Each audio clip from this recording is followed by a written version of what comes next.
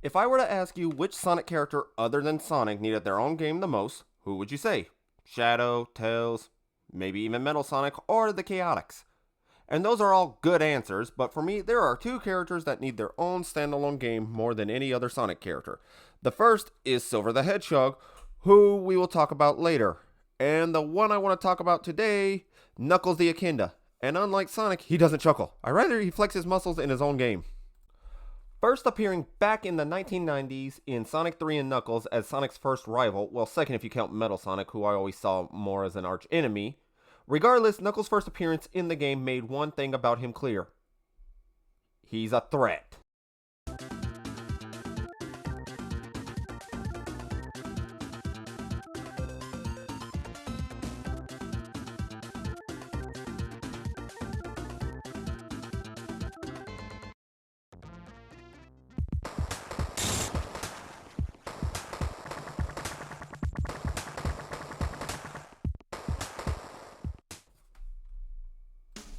In less than 30 to 40 seconds, Knuckles has knocked the Super out of Super Sonic, either through his own strength or catching him off guard, stolen the Chaos Emeralds, and to add insult to injury, laughs right in Sonic's face. In that short time frame, Knuckles has completely upstaged Sonic, and it pretty much stays this way for most of the game. In fact, up until you get to the and Knuckles part of Sonic 3 and Knuckles, he constantly gets the best of you. Case in point, at the end of Angel Island Zone, the first level in Sonic 3, Sonic gets dropped into Hydrocity Zone, it's one word, thanks to Knuckles. We've only done one level and Knuckles has already trapped Sonic in the worst place ever for a blue hedgehog. A sunken city. Not bad. After that, Knuckles would continue to show up in several games from Sonic R to Sonic the Fighters, and even get his own game called Knuckles Chaotix. A game I have not played, so I'm not going to talk too much about it, but I figured I should mention it just to be safe in case anybody brings it up in the comments. After that game, his next big appearance was in the Sonic Adventure games, where he would hunt the pieces of the Master Emerald and deal with Rouge the Bat. In Sonic Heroes, he was the power type for Team Sonic, and showed up as a partner for Shadow in Shadow the Hedgehog, the game. He was also playable in games such as Sonic Advance series and the Sonic Rider series. Sadly, his next appearance in 06 was the start of a downward spiral for him. He was only playable a few times. Besides giving Sonic a message from Eggman, he really doesn't do anything else. After that, he got fewer appearances, and they were minor. He shows up in the DS version of Colors, in a few cutscenes of Lost World, and supposedly he's the commander of the Resistance in Sonic Forces, although you wouldn't really know it.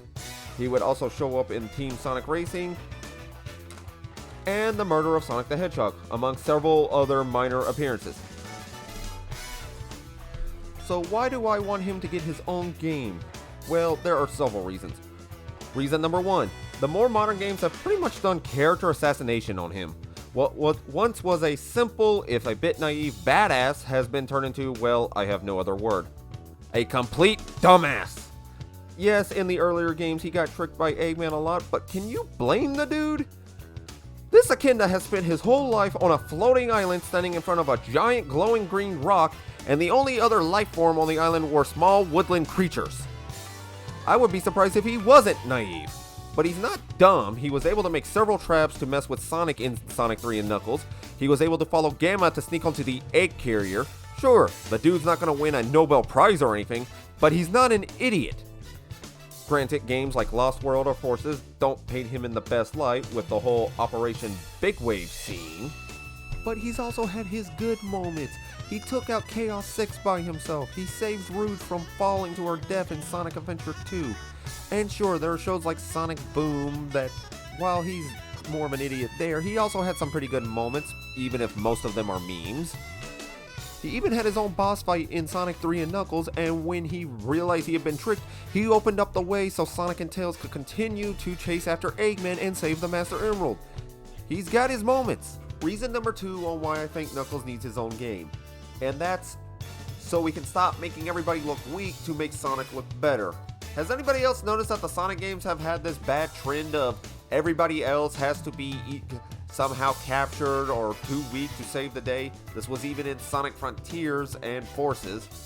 It in the other games as well, but not as bad, but I really noticed it around Forces, where after Sonic gets the crap beat out of him by Infinite, everybody else is suddenly useless. Like seriously, somehow without Sonic, Eggman is able to take over almost 99% of the world. Where were all the other people who have been stopping Eggman over the years? Knuckles has stopped Eggman, Tails has stopped Eggman. Did we forget about that fight in Station Square? There was Team Chaotix, who in Sonic Heroes did a pretty good job messing with Eggman's army. Sure, Shadow was off doing his own thing, but he's often considered Sonic's equal. How come he wasn't able to win this fight? And then we bust out Sonic and now the Resistance is winning? Granted, there was the whole Avatar thing, but my point is this isn't a group of losers who only have one good member.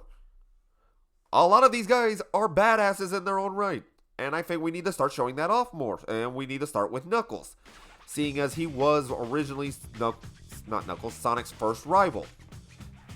If you look up the definition of rival in the dictionary, one of the definitions for that word is someone with equal or comparable abilities to another. If you're going to say that Knuckles has abilities that compare him to Sonic, let him act like it. Instead of making him the commander of an army that doesn't know how to do its job and his whole plan is Operation Big Wave, which falls apart in about 5 to 10 seconds as soon as you start that level. Reason number 3 why I think we need to give Knuckles his own game, and well, other Sonic characters in general, is the Sonic games are kind of getting a little bit stale. Now hear me out.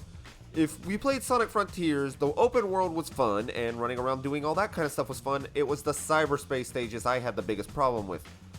They were literally copying other games' stages, well, the layout, and just giving it a Green Hill, Chemical Hill, or Sky Sanctuary paint job, or some daytime highway zones. I don't know what that one was, but bottom line, all the stages in there were literally just copies of actual Sonic stages, just given a new paint job and slapped with the boost formula. And I think that's a problem. Sega is always relying on Sonic, so they're just sticking with this boost formula that they won't try anything else, which, except they do. Every single game the boost formula has been in, Unleashed, Forces, Colors, even Frontiers, every time there's a boost formula, they have to add something in it because the boost formula just can't seem to carry a game on its own. Like Unleashed had the Werehog, Colors had the Wisp, Lost World had the whole Gravity Mario Galaxy ripoff, Forces had, well, nothing really, other than an avatar, and Frontiers had the open zone stuff. And I think this might be the thing. Let's focus on a new character who would play different and we can get some breath of fresh air. That way we can give Sonic a break and we can actually figure out how to make a decent boost stage without having to throw in a gimmick we don't need. So I'm willing to bet a lot of you noticed I didn't talk about a certain game earlier when I was going over the history. Specifically, I'm talking about his most recent appearance in Sonic Frontiers. FYI, at the time of this recording, I have not played Sonic Dream Team, so I do not know what he does in that game. I just want to say though, I love this game for all it does to fix the characters. Amy's more than a fangirl, Tails got his character development back, and Knuckles, oh god, he got done so right. In the prologue, we saw that Knuckles does take his job as the Master Emerald Guardian very seriously, and that he often wonders why he has the job in the first place, but he also wonders who the Master Emerald and the Chaos Emeralds belong to in the first place, since the Echidnas didn't build that shrine. In the game itself, we see Knuckles actually being a good commander. Where was that in Forces? And him and Sonic bond a bit. We learn how Knuckles feels about being the last Echidna, how he has a lot of envy for Sonic's lifestyle, and most importantly, he's not a dumbass. I could go on and on and on about how much I love Knuckles' story in this game, but that's not the point of this video. No, the point of this video is to talk about why Knuckles needs his own game and how a game starring him could work. So let's talk about that for a minute. Since Knuckles' first game, he's always played different from Sonic. He was a bit slower as a runner and he couldn't jump as high, but he could glide, climb up walls, and you could run through rock walls with him. So he had a different playstyle. Granted, his playstyle was harder, and I think this also could work for his benefit in his own game.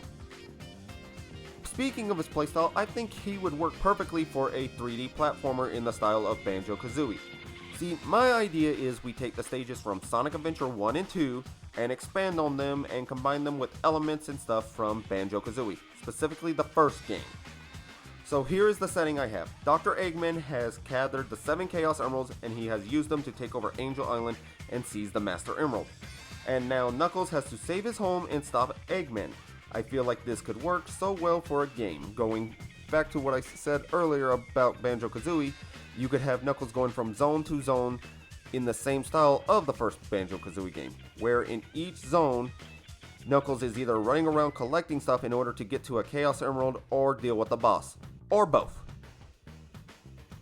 I'll admit this feels a little bit like Sonic Frontiers playstyle, but that's not really a bad thing considering they actually made running around the open zone there fun, so I think we could actually apply it to a game like this. And instead of running around a bunch of random islands, we can actually go back to one of the original islands from the Sonic the Hedgehog series. Angel Island. Think about it, we could be exploring places like Mushroom Hill Zone, see how overgrown it's gotten. Maybe find out why Angel Island has a Carnival Night Zone in the first place if the only guy on the island is Knuckles. We can see how Launch Base Zone is now that the Death Egg is no longer there. We could explore the other places like Marble Garden, Ice Cap, Sky Sanctuary. There's plenty of other places to explore, plus it'd just be nice to see Angel Island since it hasn't been featured in games all that often. So here is how I see this game going forward. Once again, the world is in danger, but for some reason Sonic is not there to save it. Either because Eggman has finally captured him, or maybe he's in another storybook game or something. Bottom line, Sonic is not around to save the day. Because of this, Knuckles is forced to leave Angel Island unguarded to go help with the others deal with this threat. This allows Dr. Eggman to move in and take over the island and steal the Master Emerald. And using its power, he begins to make a new army to take over the world. In addition to the Master Emerald, he also has the 7 Chaos Emeralds and is using their power to put a force field around Angel Island. This prevents anyone from getting on the island, and with no one to get in his way, Eggman begins to work on building his army to take over the world. You know, the usual Eggman evil plan. Knowing they have to get onto the island, Knuckles and Tails work together to fix the portal that Knuckles used back in the prologue of Sonic Frontiers. Reverse engineering it, Tails is able to get it to work, but they find they're only able to send one person through the portal. Since Knuckles knows the island better than anyone, he goes through it and ends up in Sky Sanctuary, which could work as the game's tutorial zone. From there, we're learning the basics of climbing, gliding, fighting, combat, all that stuff. And once he gets enough of a foothold back in Sanctuary Zone, he's able to get into Hidden Palace Zone, which would kind of work as the hub world from the game. From there, the rest of the game is Knuckles going from zone to zone and pushing Eggman forces back and collecting the Chaos Emeralds. One by one, this keeps going on until Knuckles tracks down Eggman, who is using the Master Emerald to power a giant robot in common Eggman fashion. However, when Eggman starts losing to Knuckles, he begins to use the power of the Master Emerald to send the robot into overdrive, which causes Knuckles to use the 7 Chaos Emeralds to turn into Super Knuckles, who is long overdue to come back, which leads to the game's final boss. Obviously, I'm rushing through this a bit here because I'm not going through the zones, what the gimmicks could be and all that, but I think we could make an amazing Knuckles game with this stuff. Like I said before, we could learn more about Angel Island, but Sega could use this game to let us learn more about echidna tribes and their history, maybe give Knuckles some character development and some background, maybe even have a Chow guard in it. It has been confirmed Chow live on the island, plus Eggman even likes the Chow, so there's even a reason he left them alone in that. But that's really all I have to say about this. Let me know what you think about my idea or your own ideas for a Knuckles game. Or do you think any other Sonic characters deserve their own game? Let me know in the comments. Anyway, feel free to like, comment, and subscribe, and I'll talk to you guys later. And thank you for watching, and I hope you have a very nice day. Later.